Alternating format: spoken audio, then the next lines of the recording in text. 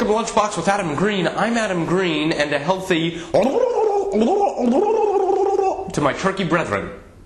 So Senior Rep Charlie Rangel has called again for reinstating the draft. Speaking on Face the Nation Sunday night, Rangel said that he'd be bringing the draft bill to the House early next year, really to continue dialogue on America's role in war. Oh, Charlie.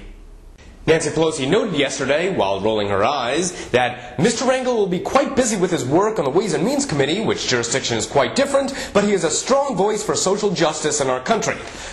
Or in other words, don't worry, crazy old grandpa will be so busy setting the table on Thanksgiving, he won't have time to give himself a gravy bath in the front yard.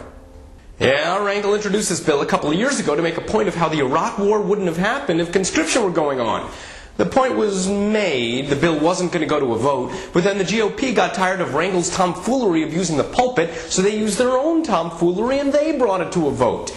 And it was defeated 402-2. Rangel didn't vote for it. Anti-war Dems John Murtha and Pete Stark did.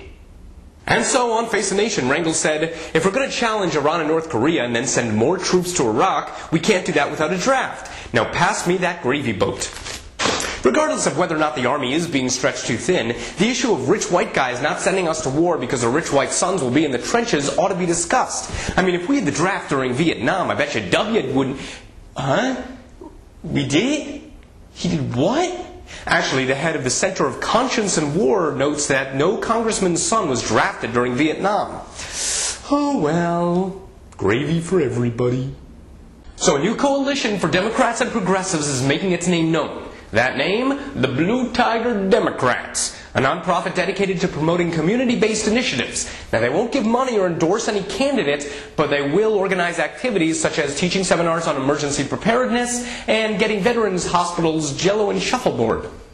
Another of the goals seems to be to bring honor back to the Democratic Party image. The donkey is a sullied icon, they say, because it was actually pejoratively created by a Republican cartoonist in the 19th century. The tiger, however, used to be a Democratic Party symbol in memory of a Delaware Indian chief. Well, that's just great, but the problem is the ensuing slippery slope. Let's say the Democrats run with this and change their symbol from the donkey to the tiger. Well, then the Republicans are going to change to a lion.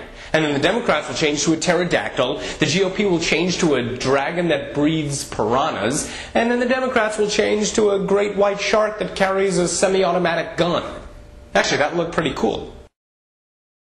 And the New York State Court of Appeals ended a 13-year-long suit by ruling that public schools were entitled to an additional $1.93 billion a year, or the minimum amount suggested by an independent study.